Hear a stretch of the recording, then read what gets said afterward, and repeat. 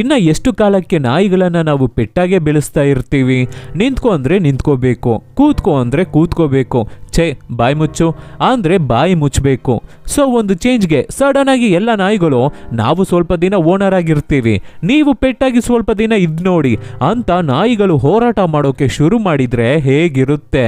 So ಇವತ್ತು ನಾವು ನೋಡೋ ಮೂವಿ ಯಾವುದು ಅಂದ್ರೆ 2014 ಅಲ್ಲಿ ಕೊರ್ನೆಲ್ ಮುಂಡ್ರಸ್ಗೋ ಡೈರೆಕ್ಷನ್ ಅಲ್ಲಿ ಸೋಫಿಯಾ ಸ್ಕೋಟಾ ಆಕ್ಟಿಂಗ್ ಅಲ್ಲಿ ಹಂಗೇರಿಯನ್ ಡ್ರಾಮಾ ಮೂವಿಯಾಗಿ ರಿಲೀಸ್ ಆಗಿ ತುಂಬಾ ಅವಾರ್ಡ್ಸ್ ಗಳನ್ನ ವಿನ್ ಮಾಡಿದ್ದ ವೈಟ್ ಗಾಡ್ ಅನ್ನೋ ಹಂಗೇರಿಯನ್ ಮೂವಿನೇ ಈ ವಿಡಿಯೋದಲ್ಲಿ ನಾವು ನೋಡೋದು. ನೋಡಿ ಹಂಗೇರಿಯನ್ ಮೂವಿ ಎಲ್ಲ ನೋಡ್ತಾ ಇದ್ದೀವಿ ನಮ್ಮ ಚಾನೆಲ್ ನಲ್ಲಿ. ಫೈನಲಿ ನಾವು 1 lakh ಸಬ್ಸ್ಕ್ರೈಬರ್ಸ್ ನ ರೀಚ್ ಮಾಡಾಯ್ತು. ಇದು 1 lakh ಅಲ್ಲಿ ಸ್ಟಾಪ್ ಆಗಬಾರ್ದು, 1 million ಸಬ್ಸ್ಕ್ರೈಬರ್ಸ್ ಆಗಬೇಕು. ಅದು ನನ್ನ ಒಬ್ಬನ ಕೈಯಲ್ಲೇ ಆಗಲ್ಲ, ನಿಮ್ಮ ಸಪೋರ್ಟ್ ಇದ್ರೆ ಖಂಡಿತ ಆಗುತ್ತೆ. So please guys keep supporting us. 1 lakh subscribers ಆಗಿದ ತಕ್ಷಣ ನನ್ನ ಕಡೆಯಿಂದ ಸರ್ಪ್ರೈಸಸ್ ಕಾದಿದೆ ಅಂತ ಹೇಳಿದ್ದೆ. Yes, there is lots of surprises, 1 by 1 ಬರ್ತಾ ಇರುತ್ತೆ. Wait for it guys. ನೋಡೋಕು ಮುಂಚೆ ಸಬ್ಸ್ಕ್ರೈಬ್ ಮಾಡದೇ ಇರೋರು ಸಬ್ಸ್ಕ್ರೈಬ್ ಮಾಡ್ಕೊಳ್ಳಿ, ಮರೆಯದೆ ಬೆಲ್ ಐಕಾನ್ ಪ್ರೆಸ್ ಮಾಡಿ. ನೀವು ಮಾಡೋ ಸಬ್ಸ್ಕ್ರಿಪ್ಷನ್, ಶೇರ್, ಲೈಕ್, ಕಮೆಂಟ್ಸೇ ನಮಗೆ ಮೋಟಿವೇಶನಲ್ ಆಗಿರುತ್ತೆ. ಫಾಲೋ ಮಾಡದೇ ಇರೋರು ಫಾಲೋ ಮಾಡ್ಕೊಳ್ಳಿ. ಸರಿ, ಓಕೆ, ಇವಾಗ ಕತೆ ಒಳಗಡೆ ಹೋಗೋಣ.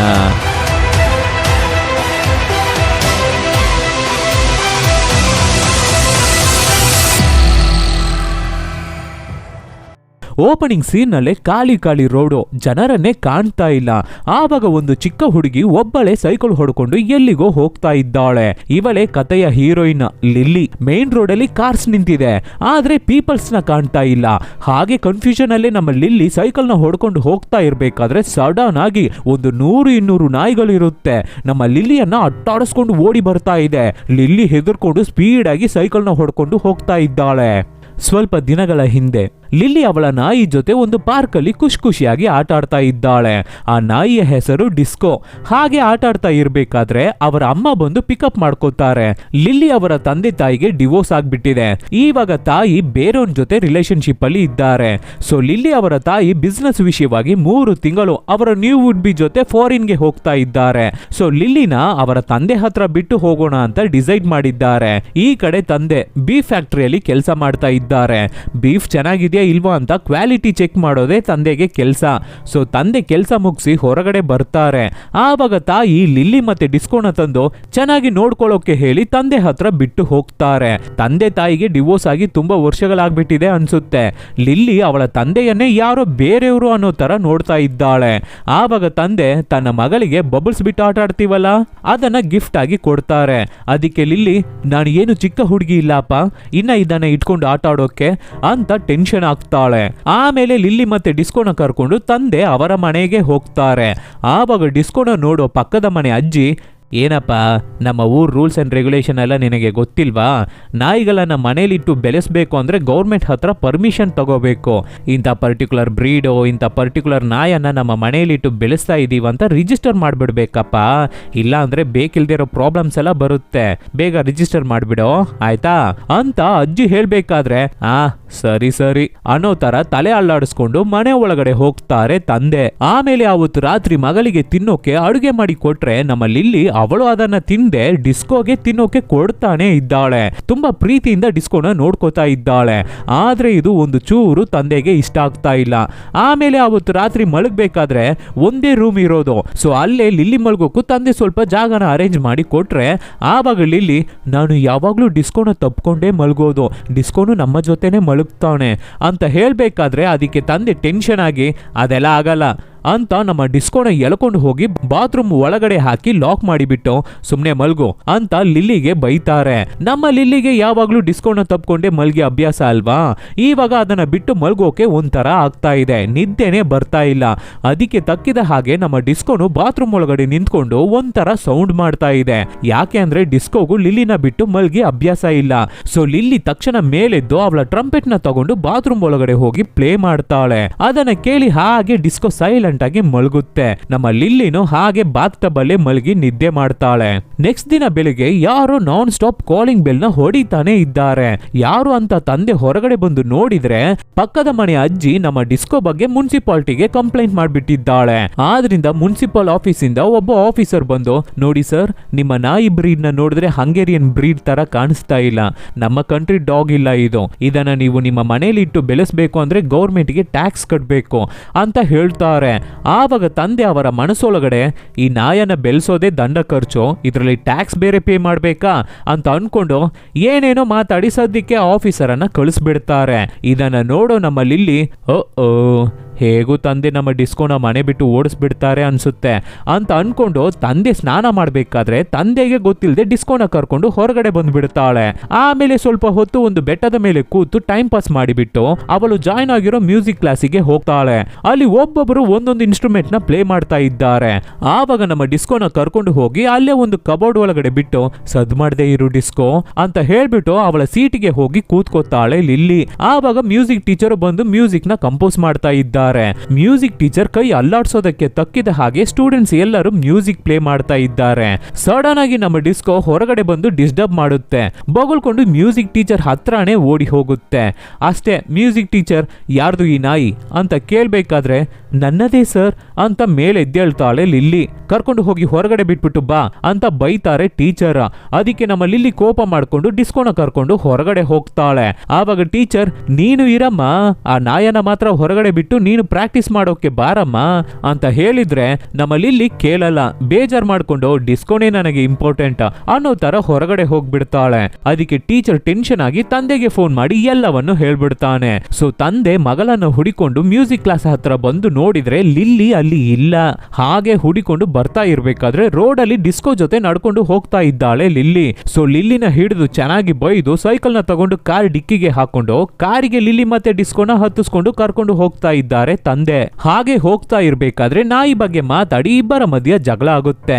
ಆವಾಗ ತಂದೆ, ಈ ನಾಯನ ಬೆಳೆಸೋದೇ ದಂಡ ಖರ್ಚು, ಇದರಲ್ಲಿ ಟ್ಯಾಕ್ಸ್ ಬೇರೆ ಪೇ ಮಾಡ್ಬೇಕಾ, ₹1 ಕೂಡ ನಾನು ಖರ್ಚು ಮಾಡಲ್ಲ, ಇದು ಇದ್ರೆ ತಾನೇ ಪ್ರಾಬ್ಲಮ್, ಇರು ಅಂತ ಕಾರನ್ನ ಸೈಡ್ಗೆ ಹಾಕಿ ನಮ್ಮ ಡಿಸ್ಕೋನ ಕೆಳಗಡೆ ಇಳಿಸಿ ಬೀದಿಯಲ್ಲೇ ಬಿಟ್ಬಿಟ್ಟು ಲಿಲ್ಲಿನ ಕರ್ಕೊಂಡು ಸ್ಪೀಡ್ ಆಗಿ ಹೋಗ್ತಾರೆ ತಂದೆ. ಲಿಲ್ಲಿ, ಅಪ್ಪ ಬೇಡಪ್ಪ, ಹೀಗೆ ಮಾಡ್ಬೇಡಿ ಅಪ್ಪ, ಡಿಸ್ಕೋ ಪಾಪ ಅಪ್ಪ ಅಂತ ಕಿರ್ಚ್ಕೋತಾ ಇದ್ದಾಳೆ. ಆದ್ರೂ ತಂದೆ ಕೇಳ್ತಾ ಇಲ್ಲ. ನಮ್ಮ ಡಿಸ್ಕೋ ಕಾರ್ ಹತ್ರ ಓಡಿ ಬರುತ್ತೆ. ಇಲ್ಲೇ ಇರು ಡಿಸ್ಕೋ, ನಾನು ಮತ್ತೆ ಬಂದು ನಿನ್ನ ಹೇಗಾದ್ರೂ ಕರ್ಕೊಂಡು ಹೋಗ್ತೀನಿ ಅಂತ ಹೇಳ್ತಾಳೆ ಲಿಲ್ಲಿ. ನಮ್ಮ ಡಿಸ್ಕೋಗೆ ಏನ್ ಅರ್ಥ ಆಯ್ತೋ ಏನೋ ಪಾಪ, ಕಾರನ್ನ ಸ್ಪೀಡ್ ಆಗಿ ಡ್ರೈವ್ ಮಾಡ್ಕೊಂಡು ಹೋಗ್ತಾರೆ ತಂದೆ. ಹಿಂದೆನೆ ಓಡಿ ಬರ್ತಾ ಇದೆ ನಮ್ಮ ಡಿಸ್ಕೋ. ಆದ್ರೆ ತಂದೆ ಇನ್ನ ಸ್ಪೀಡ್ ಆಗಿ ಕಾರ್ನ ಡ್ರೈವ್ ಮಾಡಿ ಹೋಗ್ಬಿಡ್ತಾರೆ. ಅಷ್ಟು ಸ್ಪೀಡ್ ಆಗಿ ನಮ್ಮ ಡಿಸ್ಕೋ ಕೈಯಲ್ಲಿ ಓಡೋಕೆ ಆಗದೆ ಹಾಗೆ ಸುಸ್ತಾಗಿ ರೋಡ್ ಅಲ್ಲೇ ನಿಂತು ಬಿಡುತ್ತೆ. ಚಿಕ್ಕದನಿಂದ ಪ್ರೀತಿಯಿಂದ ಬೆಳೆಸಿದ್ದ ನಾಯಿ ದೂರ ಆಗ್ತಾ ಇದೆ. ಹಾಗೆ ಹತ್ಕೊಂಡು ಹೋಗ್ತಾ ಇದ್ದಾಳೆ ಲಿಲ್ಲಿ. ಮನೆಗೆ ಬಂದ್ರೆ ಅವತ್ತು ರಾತ್ರಿ ಪೂರ್ತಿ ನಿದ್ದೆನೇ ಇಲ್ಲ ನಮ್ಮ ಲಿಲ್ಲಿಗೆ. ಅಳು ಬರ್ತಾ ಇದೆ. ಒಂದು ಸೆಕೆಂಡ್ ಕೂಡ ಕಣ್ಣು ಮುಚ್ಚೋಕೆ ಆಗ್ತಾ ಇಲ್ಲ. ಸೊ ಫ್ರಿಜ್ ಅಲ್ಲಿರೋ ಸ್ವಲ್ಪ ಮಟನ್ ಪೀಸ್ ನ ತಗೊಂಡು ಡಿಸ್ಕೋನ ಹೇಗಾದ್ರೂ ಕರ್ಕೊಂಡು ಬರೋಣ ಅಂತ ಹೊರಡ್ತಾಳೆ ಲಿಲ್ಲಿ. ಆದ್ರೆ ತಂದೆ ಬಿಡ್ತಾ ಇಲ್ಲ. ಈ ಕಡೆ ನಮ್ಮ ಡಿಸ್ಕೋ ಒಂದು ಬ್ರಿಡ್ಜ್ ಅಡಿಯಲ್ಲಿ ರಾತ್ರಿ ಪೂರ್ತಿ ಲಿಲ್ಲಿ ಬರ್ತಾಳೆ ಬರ್ತಾಳೆ ಅಂತ ಕಾಯ್ತಾ ಕೂತಿದೆ. ಪಾಪ ಕೊನೆವರೆಗೂ ಲಿಲ್ಲಿ ಬರ್ಲೇ ಇಲ್ಲ. ನೆಕ್ಸ್ಟ್ ದಿನ ಬೆಳಗ್ಗೆನೆ ಆಗ್ಬಿಡ್ತು. ಹೊಟ್ಟೆ ಹಶುವಾಗ್ತಾ ಇದೆ. ಅಲ್ಲಿರೋ ಕಸಗಳನ್ನ ನೋಡ್ತಾ ಇದೆ ಡಿಸ್ಕೋ. ಆದ್ರೆ ತಿನ್ನೋಕೆ ಏನು ಸಿಗಲಿಲ್ಲ. ಹಾಗೆ ನಡ್ಕೊಂಡು ಹೋಗ್ತಾ ಇದೆ. ಸಿಗ್ನಲ್ ಬೇರೆ ಭಯಂಕರವಾಗಿದೆ. ಆಮೇಲೆ ಹೇಗೋ ರೋಡ್ ನ ಕ್ರಾಸ್ ಮಾಡಿ ಒಂದು ಮಾರ್ಕೆಟ್ ಒಳಗಡೆ ನುಗ್ಗುತ್ತೆ ಡಿಸ್ಕೋ. ಆವಾಗ ಅಲ್ಲಿರೋ ಬೀದಿ ನಾಯಿಗಳು ನಮ್ಮ ಡಿಸ್ಕೋನ ನೋಡಿ ಬೊಗಳುತ್ತೆ. ಈ ಸದ್ದು ಕೇಳಿ ಅಲ್ಲಿ ಮಟನ್ ಅಂಗಡಿ ಇಟ್ಟಿರೋ ಒಬ್ಬ ಹೊರಗಡೆ ಬಂದು ಆ ನಾಯಿಗಳನ್ನ ಓಡಿಸ್ತಾನೆ. ಆವಾಗ ನಮ್ಮ ಡಿಸ್ಕೋ ಗೊತ್ತಿಲ್ಲದೆ ಅವನ ಅಂಗಡಿ ಒಳಗಡೆ ನುಗ್ಬಿಡುತ್ತೆ. ಅಷ್ಟೇ. ಸೊ ಮಟನ್ ಶಾಪ್ ಓನರ್ ಒಂದು ಕತ್ತಿನ ತಗೊಂಡು ನಮ್ಮ ಡಿಸ್ಕೋನ ಸಾಯಿಸೋಕೆ ಹೋಗ್ತಾ ಇದ್ದಾನೆ. ಸದ್ಯ ಆವಾಗ ಒಂದು ಚಿಕ್ಕ ನಾಯಿ ಒಳಗಡೆ ಬಂದು ಆ ಅಂಗಡಿಯವನ್ನ ಡೈವರ್ಟ್ ಮಾಡಿ ನಮ್ಮ ಡಿಸ್ಕೋನ ಕಾಪಾಡುತ್ತೆ. ಈ ಚಿಕ್ಕ ನಾಯಿ ಹೆಸರು ರೂಮಿ. ಹಾಗೆ ಇಬ್ಬರು ಎಸ್ಕೇಪ್ ಆಗಿ ಓಡಿ ಹೋಗಿ ಆ ಏರಿಯಾದಲ್ಲಿರೋ ಬೀದಿ ನಾಯಿಗಳ ಜೊತೆ ಸೇರ್ಕೋತವೆ. ಆದ್ರೆ ಆ ಬೀದಿ ನಾಯಿಗಳು ನಮ್ಮ ಹುಡುಗರನ್ನ ನೋಡಿ ಬೊಗಳುತ್ತೆ. ಸೊ ನಮ್ಮ ಹುಡುಗರು ಹಾಗೆ ಮೇಲ್ಗಡೆ ಬಂದು ಕೂತ್ಕೋತಾರೆ. ನೆಕ್ಸ್ಟ್ ದಿನ ಬೆಳಗ್ಗೆ ಬೀದಿ ನಾಯಿಗಳನ್ನ ಹಿಡ್ಕೊಂಡು ಹೋಗೋಕೆ ಮುನ್ಸಿಪಾಲಿಟಿಯಿಂದ ಆ ಏರಿಯಾಗೆ ಬಂದಿದ್ದಾರೆ. ಅವ್ರುಗಳನ್ನ ನೋಡಿದ ತಕ್ಷಣ ಅಪಾಯ, ಎಸ್ಕೇಪ್ ಅಂತ ಎಲ್ಲಾ ನಾಯಿಗಳು ಎದ್ದು ಬಿದ್ದು ಕಿತ್ಕೊಂಡು ಓಡಿ ಹೋಗ್ತವೆ. ಇದ್ದಾವೆ. ಆದ್ರೂ ಒಂದೊಂದು ಡಾಗ್ ಆಗಿ ಹಿಡಿದು ವ್ಯಾನಿಗೆ ಹಾಕೋತಾ ಇದ್ದಾರೆ ಮುನ್ಸಿಪಲ್ ಆಫೀಸರ್ಸ್.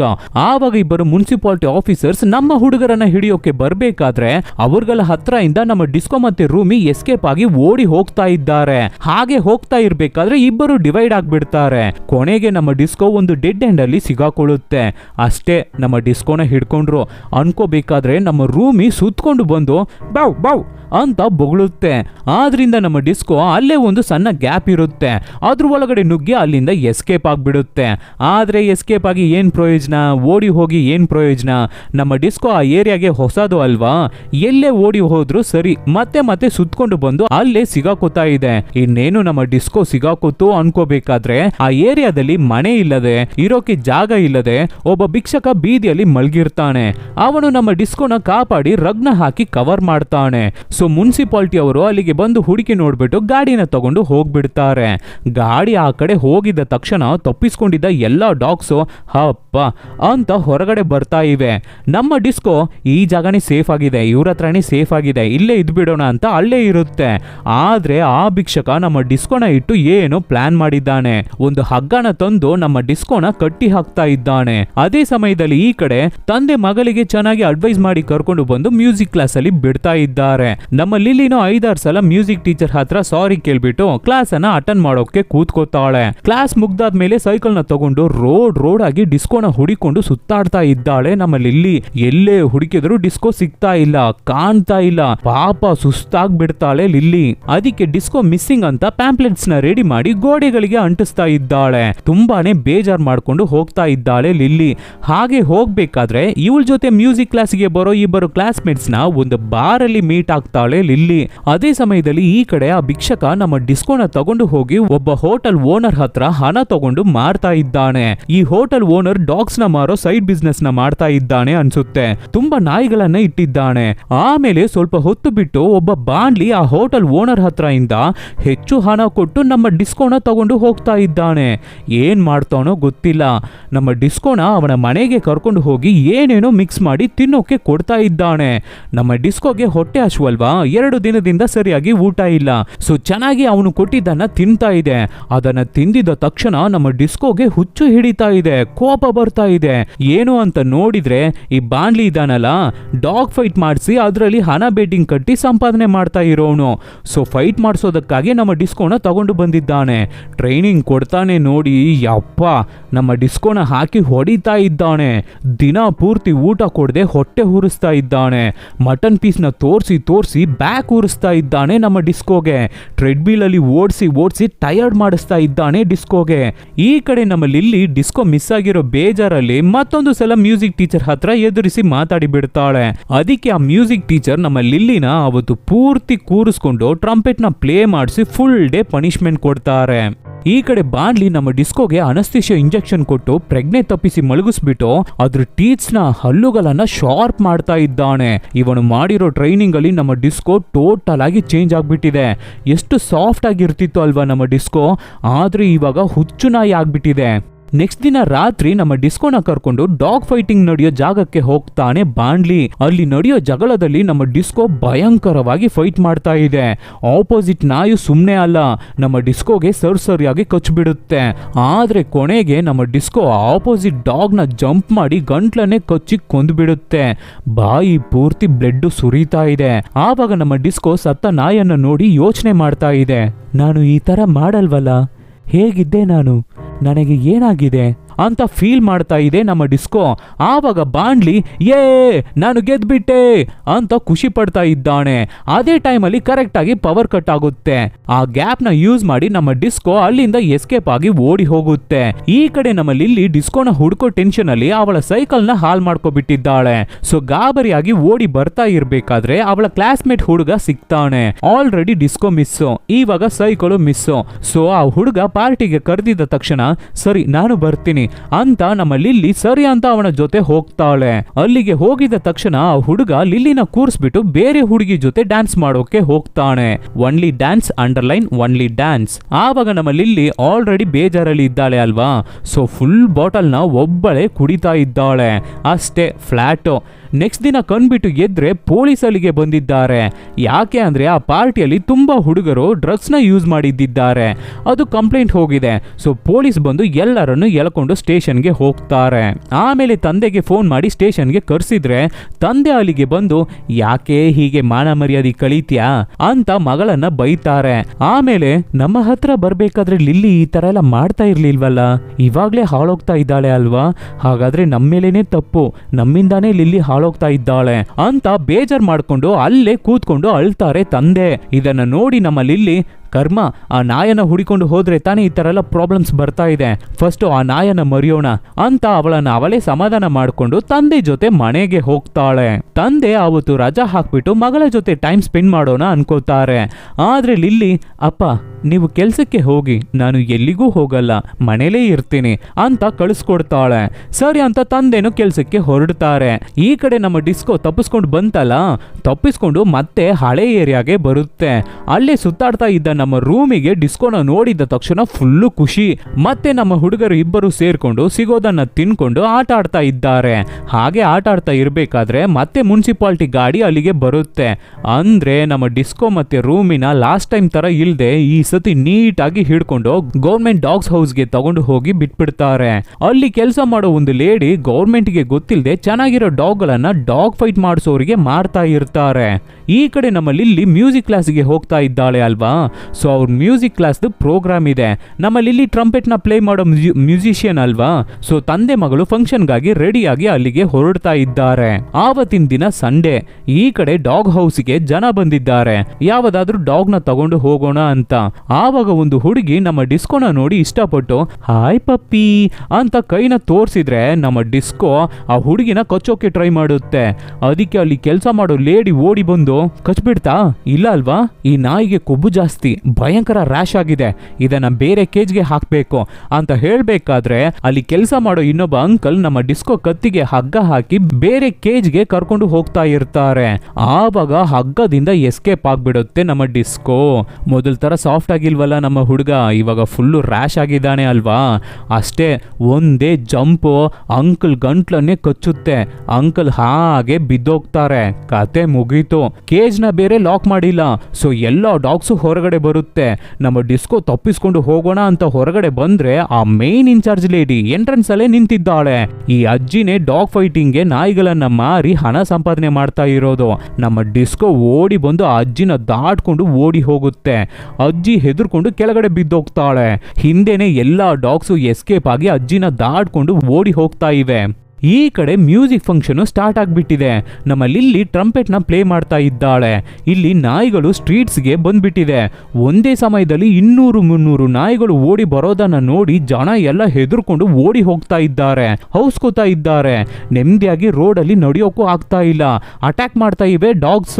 ಸಿಟಿಯನ್ನೇ ಅವುಗಳ ಕಂಟ್ರೋಲ್ಗೆ ತಂದ್ಬಿಟ್ಟಿದೆ ಡಾಗ್ಸ್. ಪ್ಲಾನ್ ಮಾಡಿ ಒಂದೊಂದು ಬಿಲ್ಡಿಂಗ್ ಆಗಿ ಕಂಟ್ರೋಲ್ಗೆ ತಗೋ ಬರ್ತಾ ಇದೆ ಡಾಗ್ಸ್. ಹಾಗೆ ಮ್ಯೂಸಿಕ್ ಪ್ರೋಗ್ರಾಮ್ ನಡೀತಾ ಇರೋ ಬಿಲ್ಡಿಂಗ್ ಅನ್ನು ರೌಂಡ್ ಅಪ್ ಮಾಡ್ಬಿಡುತ್ತೆ ಡಾಗ್ಸು.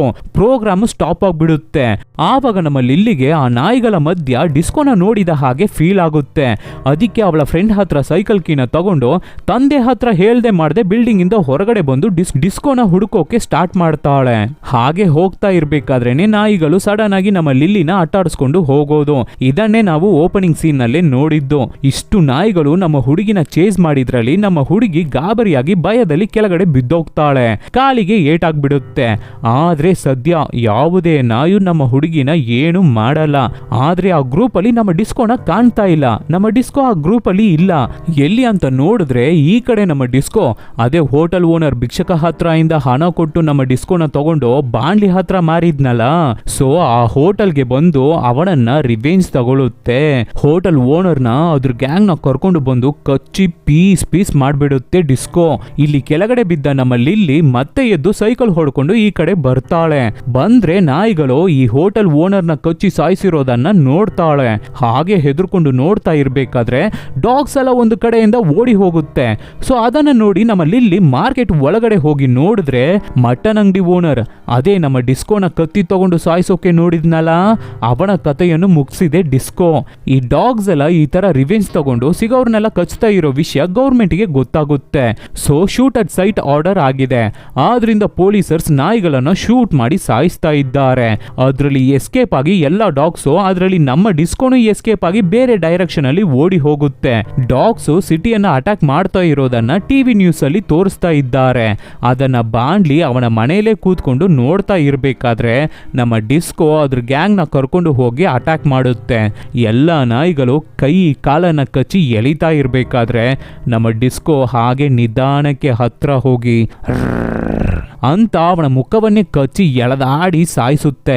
ಅದೇ ಸಮಯದಲ್ಲಿ ನಮ್ಮ ಲಿಲ್ಲಿ ಮಾರ್ಕೆಟ್ ಅಲ್ಲಿ ಸುತ್ತಾಡ್ತಾ ಇರ್ಬೇಕಾದ್ರೆ ರೂಮಿ ಲಿಲ್ಲಿನ ನೋಡ್ಬಿಟ್ಟು ಡಿಸ್ಕೋವನ್ನೇ ಇವರು ಹುಡುಕ್ತಾ ಇರ್ಬೇಕು ಅಂತ ಡಿಸ್ಕೋ ಇರೋ ಕಡೆ ದಾರಿ ತೋರಿಸಿ ಕರ್ಕೊಂಡು ಹೋಗ್ತಾ ಇದೆ.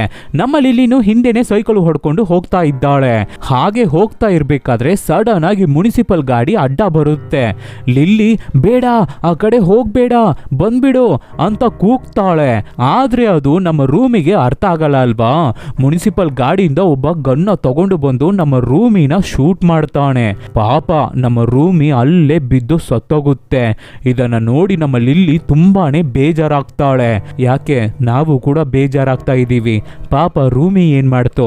ಅದೇ ಸಮಯದಲ್ಲಿ ಈ ಕಡೆ ನಮ್ಮ ಡಿಸ್ಕೋ ಅದ್ರ ಗ್ಯಾಂಗ್ ನ ಕರ್ಕೊಂಡು ತಂದೆ ಮನೆಗೆ ಹೋಗಿದೆ. ಅಲ್ಲಿ ಪಕ್ಕದ ಮನೆ ಅಜ್ಜಿ ಸಿಗಾಕೊಂಡ್ಲು. ಈ ಅಜ್ಜಿ ತಾನೇ ಎಲ್ಲದಕ್ಕೂ ಮೇಜರ್ ರೀಸನ್. ಸ್ಟಾರ್ಟಿಂಗ್ ಅಲ್ಲೇ ನಮ್ಮ ಡಿಸ್ಕೋ ಬಗ್ಗೆ ಮುನ್ಸಿಪಾಲಿಟಿಗೆ ಹಾಕೊಟ್ಲಲ್ವಾ. ಸೊ ಅಜ್ಜಿ ಕಥೆಯನ್ನು ಮುಗಿಸುತ್ತೆ ನಮ್ಮ ಡಿಸ್ಕೋ. ಆಮೇಲೆ ಚೆನ್ನಾಗಿ ಪ್ಲಾನ್ ಮಾಡಿ ಮಿಲಿಟರಿ ಆಫೀಸರ್ಸ್ಗೆನೆ ಆಟ ತೋರಿಸಿ ಅಲ್ಲಿಂದ ಎಸ್ಕೇಪ್ ಆಗ್ತಾ ಇವೆ ಡಾಗ್ಸ್. ಈ ಕಡೆ ನಮ್ಮ ಲಿಲ್ಲಿ ಮನೆಗೆ ಬಂದು ನೋಡಿದ್ರೆ ಪಕ್ಕದ ಮನೆ ಅಜ್ಜಿ ಔಟು. ಸೊ ಇದನ್ನೆಲ್ಲ ನೋಡಿ ನಮ್ಮ ಲಿಲ್ಲಿ ಥಿಂಕ್ ಮಾಡ್ತಾಳೆ, ಹೋ ಸತ್ತವರೆಲ್ಲ ಯಾವುದೋ ಒಂದು ರೀತಿಯಲ್ಲಿ ನಾಯಿಗಳಿಗೆ ತೊಂದರೆ ಕೊಟ್ಟಿದ್ದಾರೆ, ಅದಕ್ಕೆ ರಿವೆಂಜ್ ತಗೊಂಡು ಹೋಗ್ತಾ ಇವೆ. ಹಾಗಾದ್ರೆ ನಮ್ಮ ತಂದೆನೂ ನಾಯಿಗಳ ಕಣ್ಣಿಗೆ ಕೆಟ್ಟವರಾಗೆ ಕಾಣಿಸ್ತಾ ಇರಬೇಕು. ಅವರನ್ನು ಏನಾದರೂ ಮಾಡಿಬಿಟ್ರೆ ಅಂತ ಹೆದರ್ಕೊಂಡು ಅರ್ಜೆಂಟ್ ಆಗಿ ತಂದೆನ ಕಾಪಾಡೋದಕ್ಕಾಗಿ ತಂದೆ ಕೆಲಸ ಮಾಡೋ ಫ್ಯಾಕ್ಟ್ರಿಗೆ ಹೋಗ್ತಾಳೆ ಲಿಲ್ಲಿ. ಹೋದ್ರೆ ಅಲ್ಲಿ ಫ್ಯಾಕ್ಟ್ರಿ ಗೇಟ್ಸ್ ಎಲ್ಲ ಕ್ಲೋಸ್ ಆಗಿ ತಂದೆ ಒಳಗಡೆ ಸೇಫ್ ಆಗಿ ಇದ್ದಾರೆ. ಮಗಳನ್ನ ನೋಡಿ ನೀನು ಒಳಗಡೆ ಬಂದ್ಬಿಡು ಲಿಲ್ಲಿ, ನೀನು ಬಂದ್ಬಿಡು ಅಂತ ಕೂಗ್ತಾರೆ ತಂದೆ. ಆದ್ರೆ ನಮ್ಮ ಲಿಲ್ಲಿ ಮಾತೆ ಕೇಳಲ್ಲ. ಏನ್ ಮಾಡೋದು, ಏಜ್ ಹಾಗೆ ಆಡಿಸ್ತಾ ಇದೆ. ಹೇಗಾದ್ರೂ ಡಿಸ್ಕೋನ ನೋಡ್ಬಿಡ್ಬೇಕು ಅಂತ ಹೊರಡ್ತಾಳೆ. ಅದೇ ಟೈಮ್ಗೆ ನಮ್ಮ ಡಿಸ್ಕೋ ಅದ್ರ ಗ್ಯಾಂಗ್ ನ ಕರ್ಕೊಂಡು ತಂದೆನ ರಿವೆಂಜ್ ತಗೊಳ್ಳೋದಕ್ಕಾಗಿ ಫ್ಯಾಕ್ಟ್ರಿ ಮುಂದೆ ಬರ್ತಾ ಇದೆ. ಹಬ್ಬ, ಲಿಲ್ಲಿ ಡಿಸ್ಕೋನ ನೋಡ್ಬಿಟ್ಲು. ಏನ್ ಮಾಡ್ತಾ ಇದೀಯ ಡಿಸ್ಕೋ, ಏನಾಗಿದೆ ನಿನಗೆ ಅಂತ ಲಿಲ್ಲಿ ಮಾತಾಡ್ಬೇಕಾದ್ರೆ ಅವಳನ್ನೇ ನೋಡಿ ಅಂತ ಸೌಂಡ್ ಮಾಡ್ತಾ ಇದೆ. ಅಂದ್ರೆ ಕಚ್ಚೋಕೆ ರೆಡಿ ಆಗ್ತಾ ಇದೆ. ಸೊ ಬೇರೆ ಡಾಗ್ಸ್ ಎಲ್ಲ ನಮ್ಮ ಲಿಲ್ಲಿನ ಅಟ್ಟಾಡ್ಸ್ಕೊಂಡು ಬರುತ್ತೆ. ನಮ್ಮ ಲಿಲ್ಲಿಗೆ ಏನ್ ಮಾಡೋದು ಅಂತಾನೆ ಗೊತ್ತಾಗ್ತಾ ಇಲ್ಲ. ಮತ್ತೆ ಹಿಂದೆ ತಿರುಗಿ ಓಡಿ ಹೋಗ್ತಾಳೆ. ಇದನ್ನ ನೋಡ್ಬಿಟ್ಟು ಅಯ್ಯೋಯ್ಯೋ ನನ್ನ ಮಗಳು ಅಂತ ಓಡಿ ಬಂದು ಡೋರ್ನ ಓಪನ್ ಮಾಡೋಕೆ ಟ್ರೈ ಮಾಡ್ತಾರೆ ತಂದೆ. ಆ ಟೈಮ್ ನೋಡಿ ಅವರ ID ಕಾರ್ಡ್ ಸಿಸ್ಟಮ್ ಅಲ್ಲಿ ಸರಿಯಾಗಿ ಕೆಲಸ ಮಾಡ್ತಾ ಇಲ್ಲ. ಡೋರ್ಸ್ ಬೇರೆ ಓಪನ್ ಆಗ್ತಾ ಇಲ್ಲ. ಇಲ್ಲಿ ಹೊರಗಡೆ ನಮ್ಮ ಡಿಸ್ಕೋ ಮತ್ತೆ ಬೇರೆ ಡಾಗ್ಸು ನಮ್ಮ ಲಿಲ್ಲಿ ಹತ್ರ ಕಚ್ಚೋಕೆ ಹತ್ರ ಬಂದ್ಬಿಟ್ಟಿದೆ. ರೌಂಡ್ ಅಪ್ ಮಾಡ್ಕೋಬಿಟ್ಟಿದೆ. ಕೊನೆಗೆ ಹೇಗೋ ತಂದೆ ಗ್ಯಾಸ್ ಫೈರ್ ನ ತಗೊಂಡು ಹೊರಗಡೆ ಬರ್ತಾರೆ. ಮಗಳನ್ನ ಕಾಪಾಡೋಕೆ ಫೈರ್ ಸ್ಪ್ರೇಯರ್ ನ ತಗೊಂಡು ಮುಂದೆ ಬರ್ಬೇಕಾದ್ರೆ ಇನ್ನ ಟೆನ್ಷನ್ ಆಗ್ತಾ ಇದೆ ನಮ್ಮ ಡಿಸ್ಕೋ. ಅಷ್ಟೇ ನಮ್ಮ ಹುಡುಗಿ ಕತೆ ಮುಗ್ದೋಯ್ತು ಅನ್ಕೋಬೇಕಾದ್ರೆ ಆವಾಗ ಲಿಲ್ಲಿ ಅಪ್ಪ ಏನು ಮಾಡಬೇಡಿ, ಸುಮ್ನೆ ಇರಿ, ನನಗೆ ಬೇರೆ ಐಡಿಯಾ ಇದೆ ಅಂತ ಹೇಳ್ಬಿಟ್ಟು ಅವಳ ಟ್ರಂಪೆಟ್ ನ ತಗೊಂಡು ಮ್ಯೂಸಿಕ್ ಪ್ಲೇ ಮಾಡ್ತಾಳೆ. ಸಿಕ್ಕಾಪಟ್ಟೆ ಕೋಪದಲ್ಲಿ ಇದ್ದ ನಮ್ಮ ಡಿಸ್ಕೋ ಹಾಗೆ ಸೈಲೆಂಟ್ ಆಗಿ ಮಂಡಿ ಊರಿ ನಮ್ಮ ಲಿಲ್ಲಿ ಮುಂದೆ ಕೂತ್ಕೊಳ್ಳುತ್ತೆ. ಬಾಸೆ ಹೀಗೆ ಸರೆಂಡರ್ ಆಗಿದ್ದ ತಕ್ಷಣ ಮಿಕ್ಕಿರೋ ಡಾಗ್ಸುವೆ ಹಾಗೆ ನಮ್ಮ ಲಿಲ್ಲಿ ಟ್ರಂಪೆಟ್ ಮ್ಯೂಸಿಕ್ಗೆ ಮೈ ಮರೆತು ಸೈಲೆಂಟ್ ಆಗಿ ನೆಲದಲ್ಲಿ ಮಂಡಿ ಊರಿ ಕೂತ್ಕೊಳ್ತವೆ. ಇದನ್ನ ನೋಡಿ ತಂದೆಗೆ ಪೊಲೀಸರ್ಸು ಮಿಲಿಟರಿ ಅಂತ ಯಾರ ಕೈಯಲ್ಲೂ ಕಂಟ್ರೋಲ್ ಮಾಡೋಕೆ ಆಗದೆ ಇದ್ದ ಈ ಡಾಗ್ಸ್ ನ ನಮ್ಮ ಹುಡುಗಿ ಕಂಟ್ರೋಲ್ ಮಾಡ್ತಾ ಇದ್ದಾಳಲ್ಲ, ನಮ್ಮ ಹುಡುಗಿ ಹತ್ರ ಏನೋ ಪವರ್ ಇದೆ ಅಂತ ಅನ್ಕೊಂಡು ಆ ಫೈರ್ ಸ್ಪ್ರೇಯರ್ ನ ಕೆಳಗಡೆ ಬಿಸಾಕ್ತಾರೆ. ನಮ್ಮ ಲಿಲ್ಲಿ ಮ್ಯೂಸಿಕ್ ಎಲ್ಲ ಪ್ಲೇ ಮಾಡಿ ಕಂಪ್ಲೀಟ್ ಮಾಡಿದ್ಮೇಲೆ ಎಲ್ಲ ಡಾಗ್ಸು ಫ್ಲಾಟು. ಆವಾಗ ನಮ್ಮ ಲಿಲ್ಲಿ ತಂದೆಗೆ ಒಂದು ಲುಕ್ನ ಕೊಟ್ಬಿಟ್ಟು ಅವಳು ನೆಲದಲ್ಲಿ ಮಲ್ಕೊಂಡು ಡಿಸ್ಕೋನ ನೋಡ್ತಾ ಇದ್ದಾಳೆ. ಅವಳ ಕಣ್ಣಿಂದ ಕಣ್ಣೀರು ಬರ್ತಾ ಇದೆ. ಇದನ್ನ ನೋಡಿದ ತಂದೆಗೆ ಛೇ, ಇಷ್ಟು ಪ್ರೀತಿಯಿಂದ ಇರೋ ಲಿಲ್ಲಿಯನ್ನು ಡಿಸ್ಕೋವನ್ನು ನಾವು ದೂರ ಮಾಡಿಬಿಟ್ವಲ್ಲ ಅಂತ ಅವರ ತಪ್ಪನ್ನ ಅವರು ರಿಯಲೈಸ್ ಮಾಡಿಕೊಂಡು ತಂದೆನು ಬಂದು ನಾಯಿಗಳ ಮುಂದೆ ಮಂಡಿ ಊರಿ ನೆಲದಲ್ಲಿ ತನ್ನ ಮಗಳು ಹೇಗೆ ಮಲಗಿದ್ದಾಳೋ ಅದೇ ತರ ಅವರು ಮಲ್ಕೋತಾರೆ. ಇಲ್ಲಿಗೆ ಈ ಮೂವಿ ಮುಗಿಯುತ್ತೆ. ಒಳ್ಳೆ ಎಂಡಿಂಗೆ. ಬಟ್ ಆದ್ರೆ ಇಷ್ಟು ಜನರನ್ನ ಕೊಂದ ಈ ನಾಯಿಗಳನ್ನ ಗೌರ್ಮೆಂಟ್ ಏನ್ ಮಾಡುತ್ತೆ ಅನ್ನೋದನ್ನ ಹೇಳ್ದೇನೆ ಮುಗಿಸ್ಬಿಟ್ಟಿದ್ದಾರೆ ಡೈರೆಕ್ಟರ್. That's okay. ಸೊ ಈ ತರ ಡಿಫ್ರೆಂಟ್ ಆದ ಮೂವಿಗಳನ್ನು ನಾವು ನಿಮಗೆ ಕೊಡ್ತಾನೆ ಇರ್ತೀವಿ. ಅದಕ್ಕೆ ನೀವು ಮಾಡಬೇಕಾಗಿರೋದು ನಿಮ್ಮ ಸಪೋರ್ಟ್ ಮಾತ್ರ. ಏನು ಇಲ್ಲ, ನಿಮ್ಮ ಫ್ರೆಂಡ್ಸ್ಗೆ ರಿಲೇಟಿವ್ಸ್ಗೆ ಹೇ ಈ ತರ ಒಂದು ಚಾನಲ್ ಇದೆ, ಚೆನ್ನಾಗಿದೆ ನೋಡು ಅಂತ ಹೇಳಿದ್ರೇನೆ ಸಾಕು. Soon catch you peoples with an another nice movie. Take care.